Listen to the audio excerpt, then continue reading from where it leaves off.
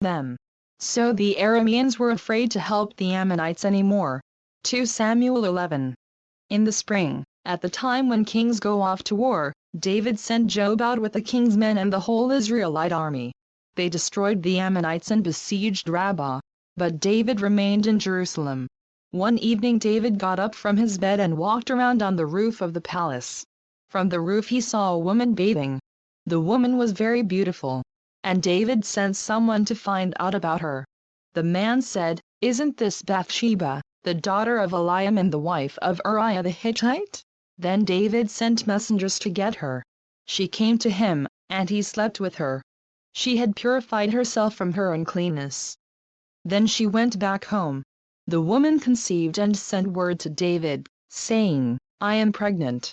So David sent this word to Joab, "Send me Uriah the Hittite." And Joab sent him to David. When Uriah came to him, David asked him how Joab was, how the soldiers were and how the war was going. Then David said to Uriah, "Go down to your house and wash your feet." So Uriah left the palace, and a gift from the king was sent after him. But Uriah slept at the entrance to the palace with all his master's servants and did not go down to his house. When David was told, Uriah did not go home, he asked him, "Haven't you just come from a distance? Why didn't you go home?" Uriah said to David, "The ark and Israel and Judah are staying in tents, and my master Joab and my lord's men are camped in the open fields. How could I go to my house to eat and drink and lie with my wife? As surely as you live, I will not do such a thing." Then David said to him, "Stay here one more day, and tomorrow I will send you back."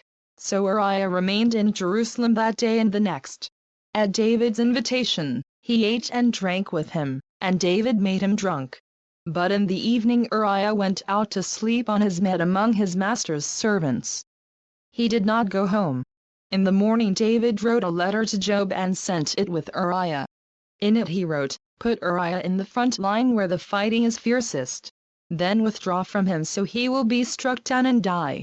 So while Joab had the city under siege, he put Uriah at a place where he knew the strongest defenders were. When the men of the city came out and fought against Joab, some of the men in David's army fell. Moreover, Uriah the Hittite died. Joab sent David a full account of the battle. He instructed the messenger, "When you have finished giving the king this account of the battle, the king's anger may flare up, and he may ask you, 'Why did you get so close to the city to fight? Didn't you know they would shoot arrows from the wall? Who killed Abimelech son of Jerubbesheth? Didn't a woman throw an upper millstone on him from the wall, so that he died in Thebes? Why did you get so close to the wall?' If he asks you this, then say to him, also, 'Your servant Uriah the Hittite is dead.'" The messenger set out, and when he arrived he told David everything Joab had sent him to say. The messenger said to David, "The men overpowered us and came out against us in the open, but we drove them back to the entrance to the city gate. Then the archers shot arrows at your servants from the wall, and some of the king's men died. Moreover, your servant Uriah the Hittite is dead." David told the messenger, "Say this to Joab, don't let this upset you. The sword devours one as well as another. Press the attack against the city and destroy it." Say this to encourage Joab. When Uriah's wife heard that her husband was dead, she mourned for him. After the time of mourning was over, David had her brought to his house, and she became his wife and bore him a son. But the thing David had done displeased the Lord. 2 Samuel 12. The Lord sent Nathan to David. When he came to him, he said, "There were 2 men in a certain town, one rich and the other poor. The rich man had a very large number of sheep and cattle. But the poor man had nothing except one little ewe lamb he had bought. He raised it, and it grew up with him and his children. It shared his food, drank from his cup and even slept in his arms. It was like a daughter to him. Now a traveler came to the rich man, but the rich man refrained from taking one of his own sheep or cattle to prepare a meal for the traveler who had come to him. Instead, he took the ewe lamb that belonged to the poor man and prepared it for the one who had come to him." David burned with anger against the man and said to Nathan, "As surely as the Lord lives, the man who did this deserves to die. He must pay for that lamb 4 times over." because he did such a thing and had no pity. Then Nathan said to David, "You are the man. This is what the Lord, the God of Israel, says, I anointed you king over Israel, and I delivered you from the hand of Saul. I gave your master's house to you, and your master's wives into your arms. I gave you the house of Israel and Judah. And if all this had been too little, I would have given you even more. Why did you despise the word of the Lord by doing what is evil in his eyes? You struck down Uriah the Hittite with the sword and took his wife to be your own. You killed him with the sword of the Ammonites. Now, therefore, the sword will never depart from your house, because you despised me and took the wife of Uriah the Hittite to be your own. This is what the Lord says, out of your own household I am going to bring calamity upon you.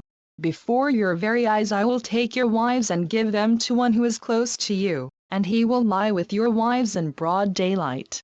You did it in secret, but I will do this thing in broad daylight before all Israel." Then David said to Nathan, "I have sinned against the Lord."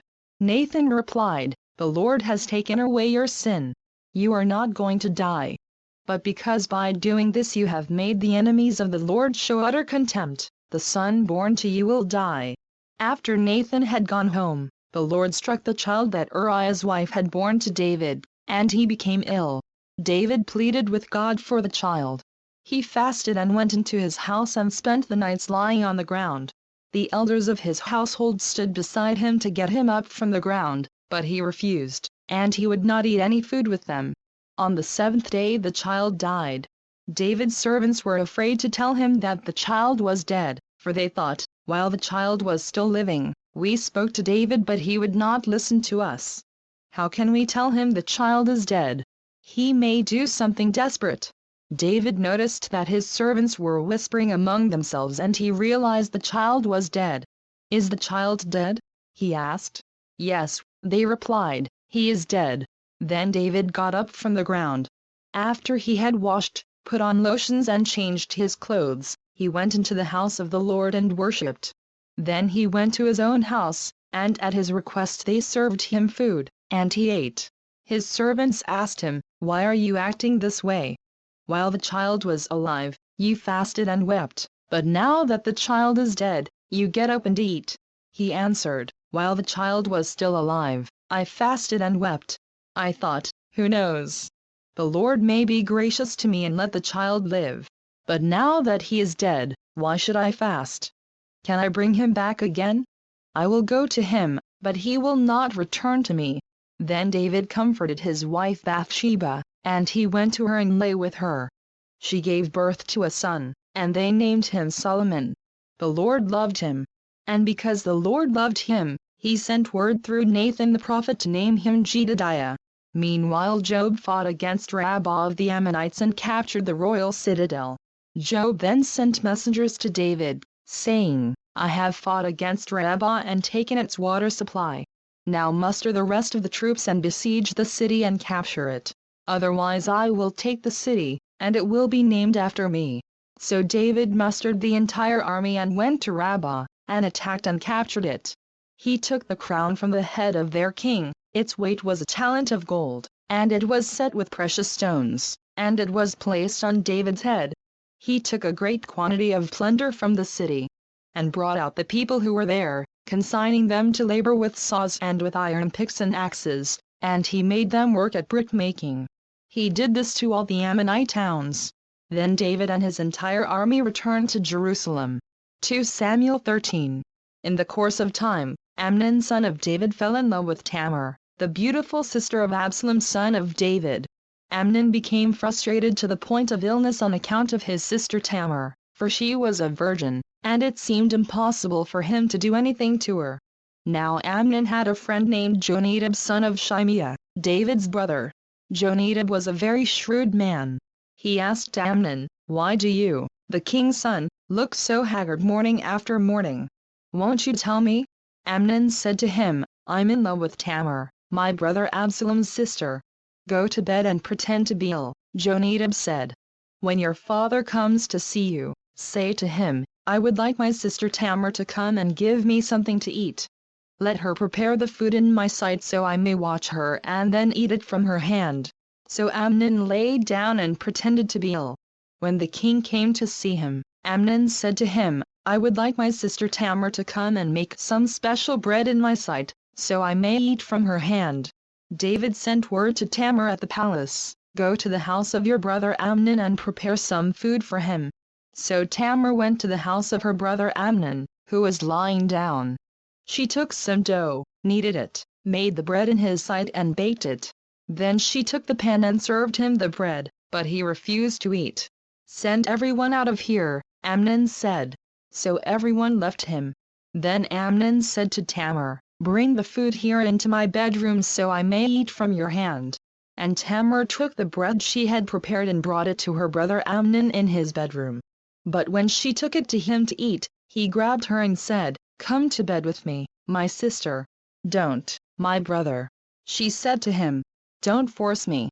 Such a thing should not be done in Israel. Don't do this wicked thing. What about me? Where could I get rid of my disgrace? And what about you? You would be like one of the wicked fools in Israel. Please speak to the king. He will not keep me from being married to you. But he refused to listen to her, and since he was stronger than she, he raped her. Then Amnon hated her with intense hatred. In fact, he hated her more than he had loved her.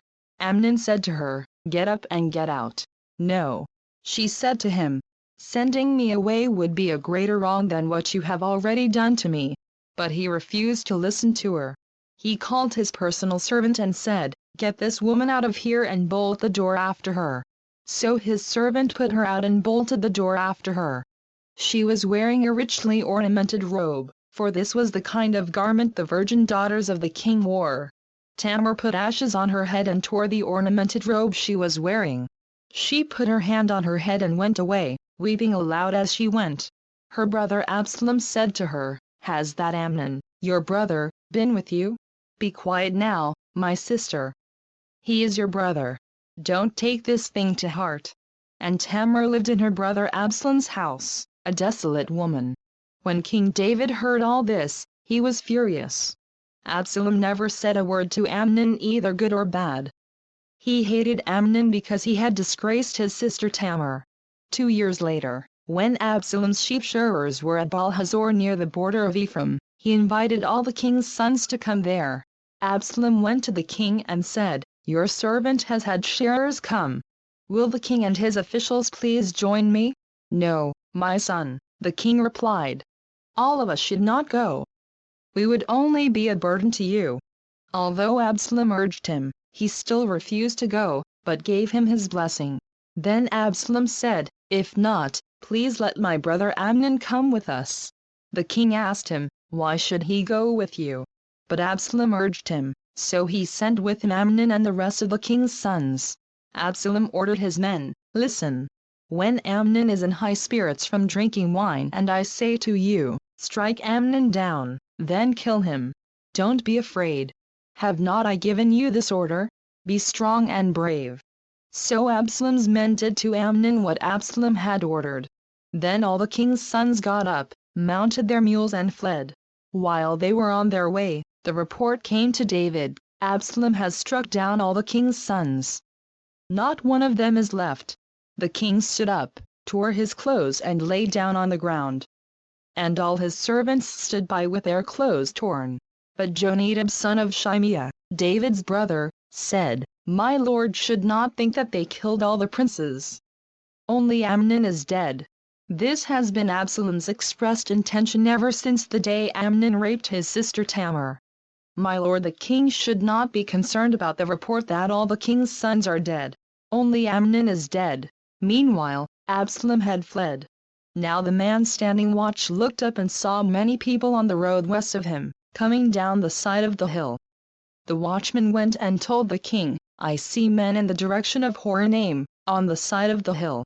Jonadab said to the king, See, the king's sons are here.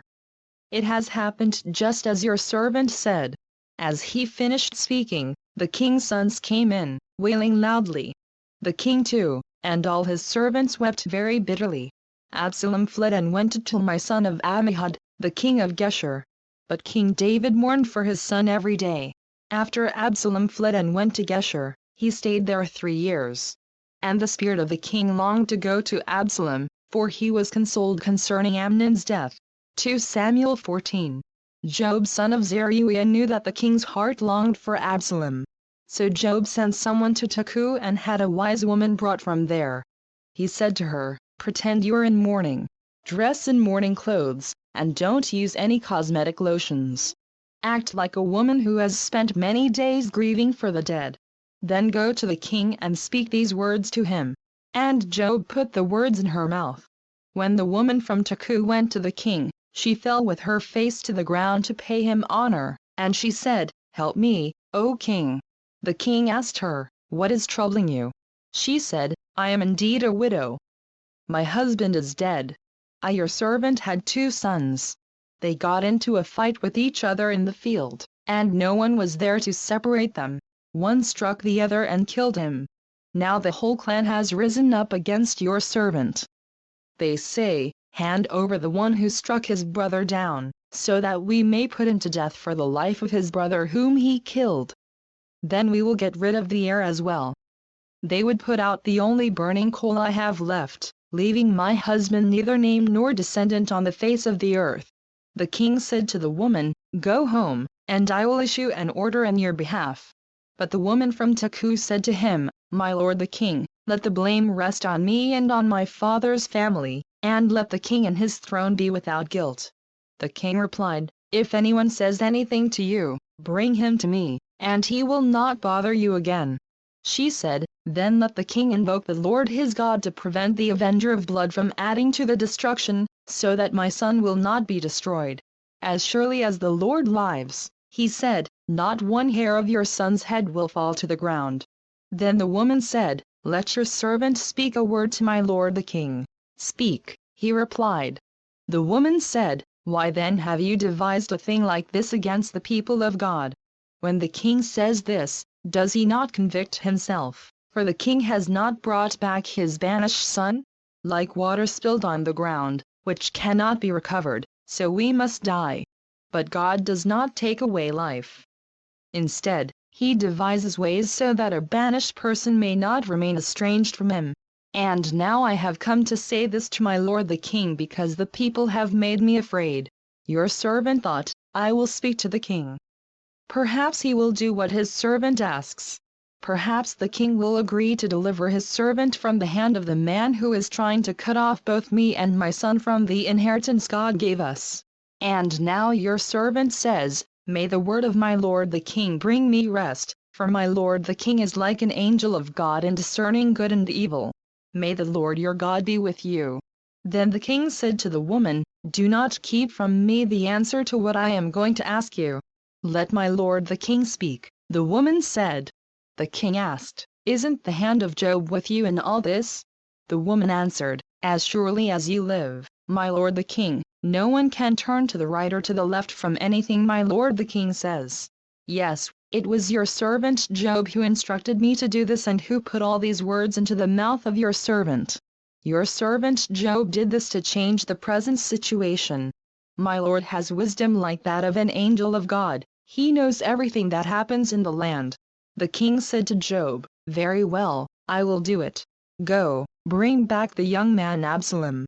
Job fell with his face to the ground to pay him honor, and he blessed the king. Job said, "Today your servant knows that he has found favor in your eyes, my lord the king, because the king has granted his servant's request." Then Job went to Geshur and brought Absalom back to Jerusalem. But the king said, "He must go to his own house. He must not see my face." So Absalom went to his own house and did not see the face of the king. In all Israel there was not a man so highly praised for his handsome appearance as Absalom. From the top of his head to the sole of his foot there was no blemish in him. Whenever he cut the hair of his head, he used to cut his hair from time to time when it became too heavy for him. He would weigh it, and its weight was 200 shekels by the royal standard. 3 sons and a daughter were born to Absalom. The daughter's name was Tamar, and she became a beautiful woman.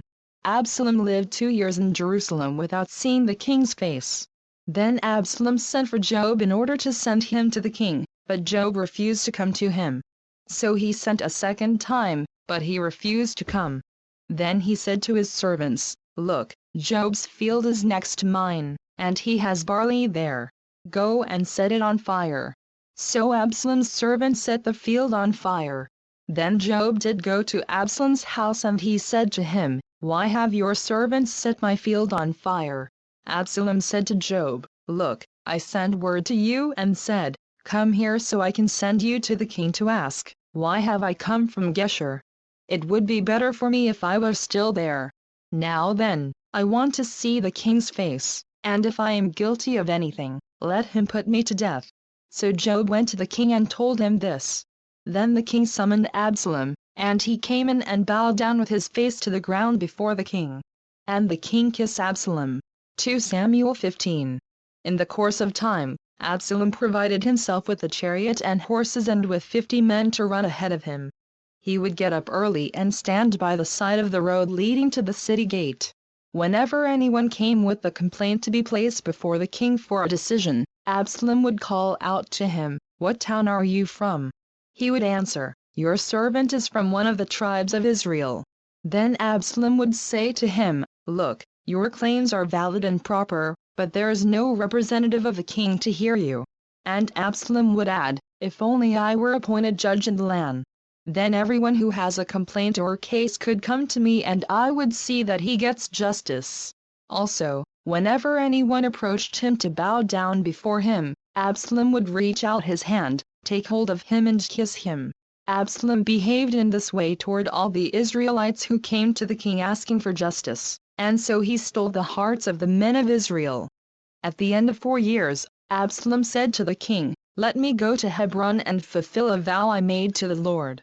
While your servant was living at Geshur in Aram, I made this vow, if the Lord takes me back to Jerusalem, I will worship the Lord in Hebron."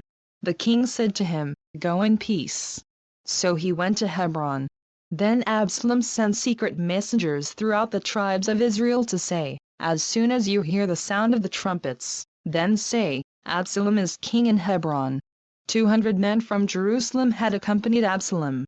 They had been invited as guests and went quite innocently, knowing nothing about the matter. While Absalom was offering sacrifices, he also sent for Ahithophel the Gilonite, David's counselor, to come from Gilo, his hometown. And so the conspiracy gained strength, and Absalom's following kept on increasing. A messenger came and told David, "The hearts of the men of Israel are with Absalom." Then David said to all his officials who were with him in Jerusalem, "Come, we must flee, or none of us will escape from Absalom. We must leave immediately, or he will move quickly to overtake us and bring ruin upon us and put the city to the sword." The king's officials answered him, "Your servants are ready to do whatever our lord the king chooses." The king set out, with his entire household following him. But he left 10 concubines to take care of the palace. So the king set out, with all the people following him, and they halted at a place some distance away. All his men marched past him, along with all the Kerethites and Pelethites. And all the 600 Gittites who had accompanied him from Gath marched before the king. The king said to Ittai the Gittite, "Why should you come along with us? Go back and stay with King Absalom. You are a foreigner, an exile from your homeland. You came only yesterday. And today shall I make you wander about with us, when I do not know where I am going? Go back, and take your countrymen. May kindness and faithfulness be with you."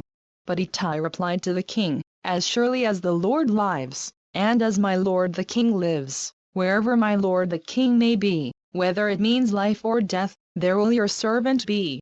David said to Ittai, "Go ahead, march on." So Ittai the Gittite marched on with all his men and the families that were with him. The whole countryside wept aloud as all the people passed by. The king also crossed the Kidron Valley, and all the people moved on toward the desert. Zadok was there too, and all the Levites who were with him were carrying the Ark of the Covenant of God. They set down the Ark of God, and Abiathar offered sacrifices until all the people had finished leaving the city. Then the king said to Zadok, "Take the Ark of God back into the city. If I find favor in the Lord's eyes, he will bring me back and let me see it in his dwelling place again. But if he says, I am not pleased with you, then I am ready. Let him do to me whatever seems good to him." The king also said to Zadok the priest, "Aren't you a seer?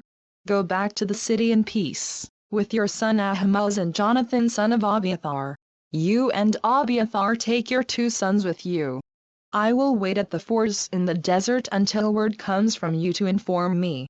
So Zadok and Abiathar took the ark of God back to Jerusalem and stayed there.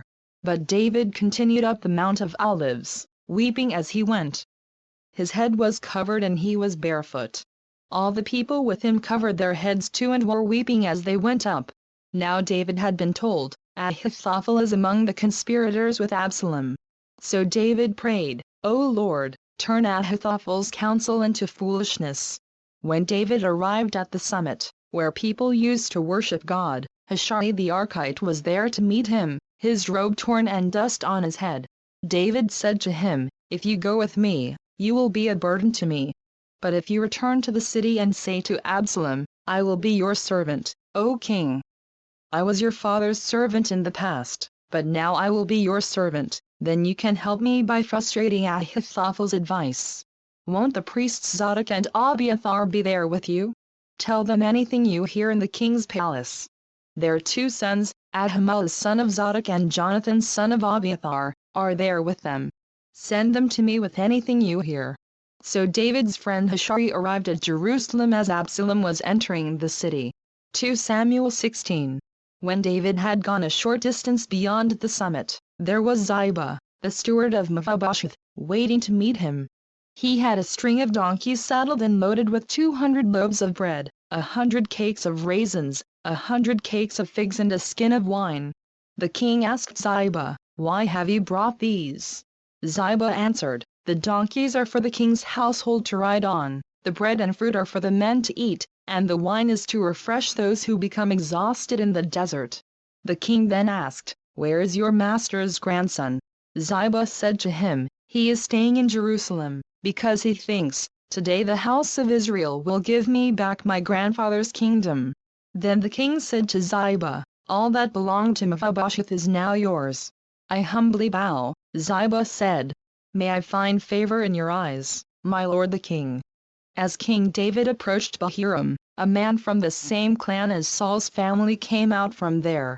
His name was Shimei son of Gera, and he cursed as he came out. He pelted David and all the king's officials with stones, though all the troops and the special guard were on David's right and left. As he cursed, Shimei said, get out, you man of blood, you scoundrel. The Lord has repaid you for all the blood you shed in the household of Saul, in whose place you have reigned. The Lord has handed the kingdom over to your son Absalom. You have come to ruin because you are a man of blood." Then Abishai son of Zeruiah said to the king, "Why should this dead dog curse my lord the king? Let me go over and cut off his head." But the king said, "What do you and I have in common, you sons of Zeruiah? If he is cursing because the Lord said to him, 'Curse David,' who can ask, 'Why do you do this?'" David then said to Abishai and all his officials, "My son, who is of my own flesh, is trying to take my life. How much more, then, this Benjamite? Leave him alone. Let him curse, for the Lord has told him to. It may be that the Lord will see my distress and repay me with good for the cursing I am receiving today." So David and his men continued along the road while Shimei was going along the hillside opposite him, cursing as he went and throwing stones at him and showering him with dirt. The king and all the people with him arrived at their destination exhausted, and there he refreshed himself. Meanwhile, Absalom and all the men of Israel came to Jerusalem, and Ahithophel was with him. Then Hushai the Archite, David's friend, went to Absalom and said to him, "Long live the king! Long live the king!" Absalom asked Hushai, "Is this the love you show your friend? Why didn't you go with your friend?" Hushai said to Absalom, "No, the one chosen by the Lord, by these people, and by all the men of Israel, his I will be, and I will remain with him. Furthermore, whom should I serve? Should I not serve the son? Just as I served your father, so I will serve you." Absalom said to Ahithophel, "Give us your advice. What should we do?" Ahithophel answered, lie with your father's concubines whom he left to take care of the palace. Then all Israel will hear that you have made yourself a stench in your father's nostrils, and the hands of everyone with you will be strengthened." So they pitched a tent for Absalom on the roof, and he lay with his father's concubines in the sight of all Israel. Now in those days the advice Ahithophel gave was like that of one who inquires of God. That was how both David and Absalom regarded all of Ahithophel's advice. 2 Samuel 17. Ahithophel said to Absalom, "I would choose 12,000 men and set out tonight in pursuit of David. I would attack him while he is weary and weak. I would strike him with terror, and then all the people with him will flee. I would strike down only the king, and bring all the people back to you. The death of the man you seek will mean the return of all. All the people will be unharmed." This plan seemed good to Absalom and to all the elders of Israel. But Absalom said, "Summon also Hushai the Archite, so we can hear what he has to say." When Hushai came to him, Absalom said, "Ahithophel has given this advice. Should we do what he says? If not, give us your opinion." Hushai replied to Absalom, "The advice Ahithophel has given is not good this time. You know your father and his men. They are fighters, and as fierce as a wild bear robbed of her cubs. Besides, your father is an experienced fighter. He will not spend the night with the troops. Even now, he is hidden in a cave or some other place. If he should attack your troops first, whoever hears about it will say, 'There has been a slaughter among the troops who follow Absalom.' Then even the bravest soldier, whose heart is like the heart of a lion, will melt with fear, for all Israel knows that your father is a fighter and that those with him are brave. So I advise you, let all Israel, from Dan to Beersheba, as numerous as the sand on the seashore, be gathered to you, with you yourself leading them into battle. Then we will attack him wherever he may be found, and we will fall on him as dew settles on the ground. Neither he nor any of his men will be left alive. If he withdraws into a city, then all Israel will bring ropes to that city, and we will drag it down to the valley until not even a piece of it can be found." Absalom and all the men of Israel said, "The advice of Hushai the Archite is better than that of Ahithophel." For the Lord had determined to frustrate the good advice of Ahithophel in order to bring disaster on Absalom. Hushai told Zadok and Abiathar, the priests, "Ahithophel has advised Absalom and the elders of Israel to do such and such, but I have advised them to do so and so. Now send a message immediately and tell David, 'Do not spend the night at the fords in the desert. Cross over without fail, or the king and all the people with him will be swallowed up.'" Jonathan and Ahimaaz were staying at En-Rogel. A servant girl was to go and inform them, and they were to go and tell King David, for they could not risk being seen entering the city. But a young man saw them and told Absalom. So the two of them left quickly and went to the house of a man in Bahurim.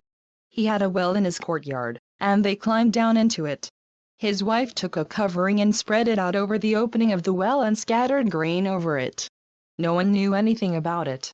When Absalom's men came to the woman at the house, they asked, "Where are Ahimaaz and Jonathan?"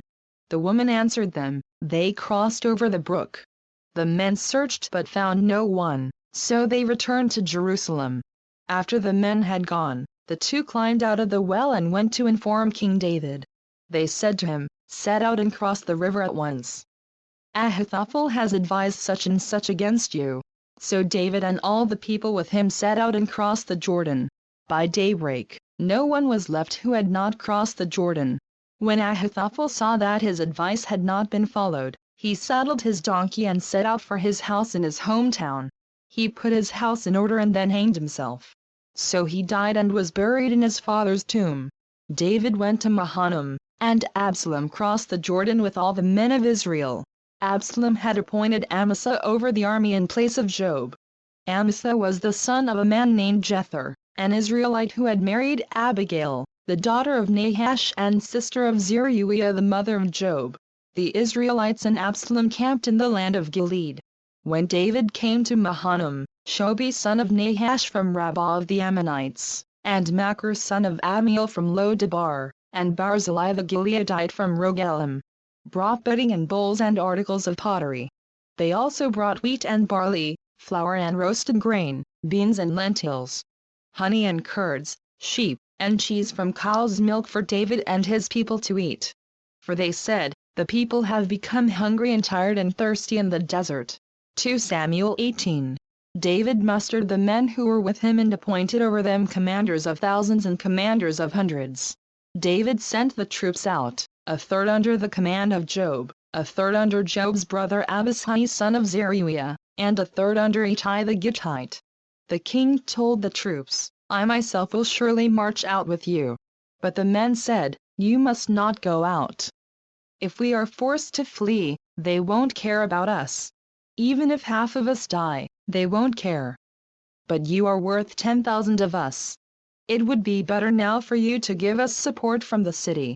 The king answered, "I will do whatever seems best to you." So the king stood beside the gate while all the men marched out in units of hundreds and of thousands.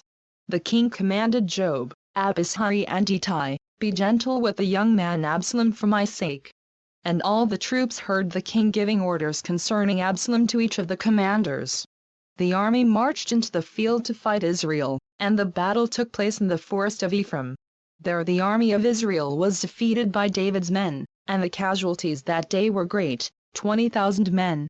The battle spread out over the whole countryside, and the forest claimed more lives that day than the sword. Now Absalom happened to meet David's men. He was riding his mule, and as the mule went under the thick branches of a large oak, Absalom's head got caught in the tree. He was left hanging in mid-air, while the mule he was riding kept on going. When one of the men saw this, he told Joab, "I just saw Absalom hanging in an oak tree." Joab said to the man who had told him this, "What? You saw him? Why didn't you strike him to the ground right there? Then I would have had to give you 10 shekels of silver and a warrior's belt." But the man replied, "Even if 1,000 shekels were weighed out into my hands, I would not lift my hand against the king's son." In our hearing the king commanded you and Abishai and Ittai, "Protect the young man Absalom for my sake." And if I had put my life in jeopardy, and nothing is hidden from the king, you would have kept your distance from me. Joab said, "I'm not going to wait like this for you." So he took 3 javelins in his hand and plunged them into Absalom's heart while Absalom was still alive in the oak tree. And 10 of Joab's armor-bearers surrounded Absalom, struck him and killed him. Then Joab sounded the trumpet, and the troops stopped pursuing Israel, for Joab halted them. They took Absalom, threw him into a big pit in the forest and piled up a large heap of rocks over him. Meanwhile, all the Israelites fled to their homes. During his lifetime Absalom had taken a pillar and erected it in the king's valley as a monument to himself, for he thought, "I have no son to carry on the memory of my name."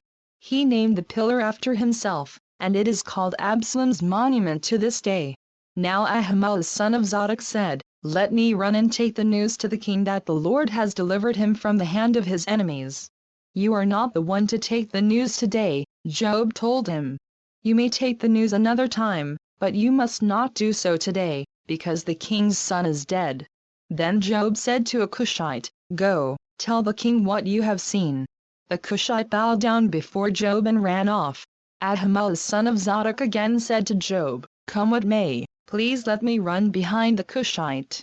But Joab replied, "My son, why do you want to go? You don't have any news that will bring you a reward." He said, "Come what may, I want to run." So Joab said, "Run." Then Ahimelech ran by way of the plain and outran the Cushite. While David was sitting between the inner and outer gates, the watchman went up to the roof of the gateway by the wall. As he looked out, he saw a man running alone. The watchman called out to the king and reported it. The king said, "If he is alone, he must have good news." And the man came closer and closer. Then the watchman saw another man running, and he called down to the gatekeeper, "Look, another man running alone." The king said, "He must be bringing good news too." The watchman said, "It seems to me that the first one runs like Ahimelech son of Zadok. He's a good man." The king said, "He comes with good news." Then Ahimelech called out to the king, "All is well." He bowed down before the king with his face to the ground and said, "Praise be to the Lord your God." He has delivered up the men who lifted their hands against my lord the king." The king asked, "Is the young man Absalom safe?" Ahimaaz answered, "I saw great confusion just as Joab was about to send the king's servant and me, your servant, but I don't know what it was." The king said, "Stand aside and wait here." So he stepped aside and stood there. Then the Cushite arrived and said, "My lord the king, hear the good news.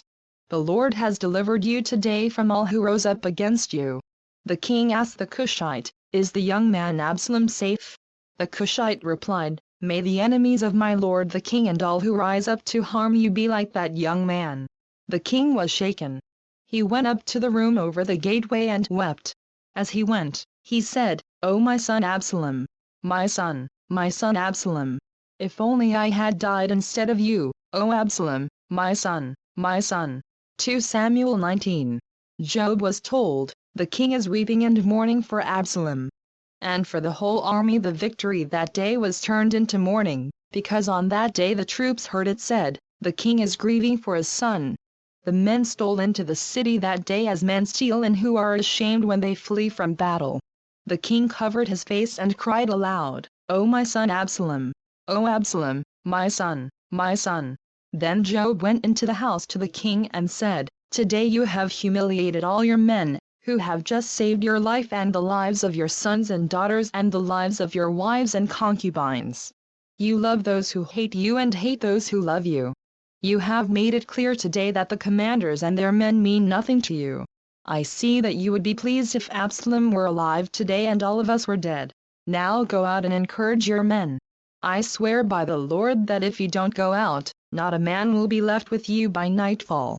This will be worse for you than all the calamities that have come upon you from your youth till now." So the king got up and took his seat in the gateway. When the men were told, "The king is sitting in the gateway," they all came before him. Meanwhile, the Israelites had fled to their homes.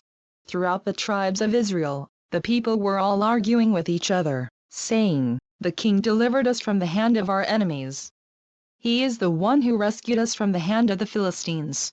But now he has fled the country because of Absalom. And Absalom, whom we anointed to rule over us, has died in battle. So why do you say nothing about bringing the king back?" King David sent this message to Zadok and Abiathar, the priests, "Ask the elders of Judah, why should you be the last to bring the king back to his palace, since what is being said throughout Israel has reached the king at his quarters? You are my brothers, my own flesh and blood. So why should you be the last to bring back the king? And say to Amasa, are you not my own flesh and blood? May God deal with me, be it ever so severely, if from now on you are not the commander of my army in place of Joab." He won over the hearts of all the men of Judah as though they were one man.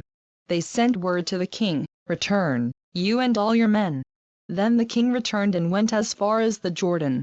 Now the men of Judah had come to Gilgal to go out and meet the king and bring him across the Jordan. Shimei son of Gera, the Benjamite from Bahurim, hurried down with the men of Judah to meet King David. With him were 1,000 Benjamites, along with Ziba, the steward of Saul's household, and his 15 sons and 20 servants. They rushed to the Jordan, where the king was. They crossed at the ford to take the king's household over and to do whatever he wished. When Shimei son of Gera crossed the Jordan, he fell prostrate before the king, and said to him, "May my lord not hold me guilty. Do not remember how your servant did wrong on the day my lord the king left Jerusalem. May the king put it out of his mind. For I your servant know that I have sinned, but today I have come here as the first of the whole house of Joseph to come down and meet my lord the king." Then Abishai son of Zeruiah said, "Shouldn't Shimei be put to death for this? He cursed the Lord's anointed." David replied, "What do you and I have in common, you sons of Zeruiah? This day you have become my adversaries. Should anyone be put to death in Israel today? Do I not know that today I am king over Israel?" So the king said to Shimei, "You shall not die." And the king promised him on oath. Mephibosheth, Saul's grandson, also went down to meet the king. He had not taken care of his feet or trimmed his mustache or washed his clothes from the day the king left until the day he returned safely. When he came from Jerusalem to meet the king asked him, "Why didn't you go with me, Mephibosheth?" He said, "My lord the king, since I your servant am lame," I said, "I will have my donkey saddled and will ride on it, so I can go with the king. But Ziba my servant betrayed me, and he has slandered your servant to my lord the king. My lord the king is like an angel of God. So do whatever pleases you. All my grandfather's descendants deserved nothing but death from my lord the king, but you gave your servant a place among those who sat at your table. So what right do I have to make any more appeals to the king?" The king said to him, "Why say more? I order you and Ziba to divide the fields." Mephibosheth said to the king, "Let him take everything, now that my lord the king has arrived home safely." Barzillai the Gileadite also came down from Rogelim to cross the Jordan with the king and to send him on his way from there. Now Barzillai was a very old man, 80 years of age. He had provided for the king during his stay in Mahanaim, for he was a very wealthy man. The king said to Barzillai, "Cross over with me and stay with me in Jerusalem, and I will provide for you." But Barzillai answered the king, "How many more years will I live, that I should go up to Jerusalem with the king? I am now 80 years old. Can I tell the difference between what is good and what is not? Can your servant taste what he eats and drinks? Can I still hear the voices of men and women singers? Why should your servant be an added burden to my lord the king? Your servant will cross over the Jordan with the king for a short distance, but why should the king reward me in this way? Let your servant return, that I may die in my own town near the tomb of my father and mother. But here is your servant Kimham. Let him cross over with my lord the king. Do for him whatever pleases you." The king said, "Kimham shall cross over with me, and I will do for him whatever pleases you. And anything you desire from me I will do for you." So all the people crossed the Jordan, and then the king crossed over. The king kissed Barzillai and gave him his blessing, and Barzillai returned to his home. When the king crossed over to Gilgal, Kimham crossed with him. All the troops of Judah and half the troops of Israel had taken the king over. Soon all the men of Israel were coming to the king and saying to him, "Why did our brothers, the men of Judah, steal the king away and bring him and his household across the Jordan, together with all his men?" All the men of Judah answered the men of Israel, "We did this because the king is closely related to us. Why are you angry about it? Have we eaten any of the king's provisions?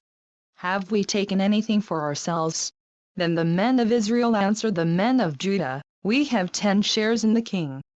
And besides, we have a greater claim on David than you have. So why do you treat us with contempt? Were we not the first to speak of bringing back our king?" But the men of Judah responded even more harshly than the men of Israel. 2 Samuel 20. Now a troublemaker named Sheba son of Bichri, a Benjamite, happened to be there. He sounded the trumpet and shouted, "We have no share in David, no part in Jesse's son. Every man to his tent, O Israel." So all the men of Israel deserted David to follow Sheba son of Bichri. But the men of Judah stayed by their king all the way from the Jordan to Jerusalem. When David returned to his palace in Jerusalem, he took the 10 concubines he had left to take care of the palace and put them in a house under guard. He provided for them, but did not lie with them. They were kept in confinement till the day of their death, living as widows. Then the king said to Amasa, "Summon the men of Judah to come to me within 3 days, and be here yourself." But when Amasa went to summon Judah, he took longer than the time the king had set for him. David said to Abishai, "Now Sheba son of Bichri will do us more harm than Absalom did. Take your master's men and pursue him, or he will find fortified cities and escape from us." So Job's men and the Kerethites and Pelethites and all the mighty warriors went out under the command of Abishai. They marched out from Jerusalem to pursue Sheba son of Bichri. While they were at the great rock in Gibeon, Amasa came to meet them. Job was wearing his military tunic, and strapped over it at his waist was a belt with a dagger in its sheath. As he stepped forward, it dropped out of its sheath. Job said to Amasa, "How are you, my brother?" Then Job took Amasa by the beard with his right hand to kiss him. Amasa was not on his guard against the dagger in Job's hand, and Job plunged it into his belly, and his intestines spilled out on the ground. Without being stabbed again, Amasa died. Then Job and his brother Abishai pursued Sheba son of Bichri. One of Job's men stood beside Amasa and said, "Whoever favors Job, and whoever is for David, let him follow Job." Amasa lay wallowing in his blood in the middle of the road, and the man saw that all the troops came to a halt there. When he realized that everyone who came up to Amasa stopped, he dragged him from the road into a field and threw a garment over him. After Amasa had been removed from the road, all the men went on with Job to pursue Sheba son of Bichri. Sheba passed through all the tribes of Israel to Abel-Beth-maachah and through the entire region of the Berites, who gathered together and followed him. All the troops with Job came and besieged Sheba in Abel-Beth-maachah. They built a siege ramp up to the city, and it stood against the outer fortifications. While they were battering the wall to bring it down, a wise woman called from the city, "Listen, listen. Tell Job to come here so I can speak to him." He went toward her, and she asked, "Are you Job?" "I am," he answered. She said, "Listen to what your servant has to say."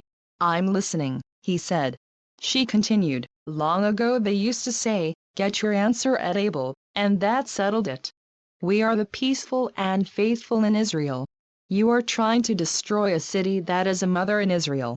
Why do you want to swallow up the Lord's inheritance?"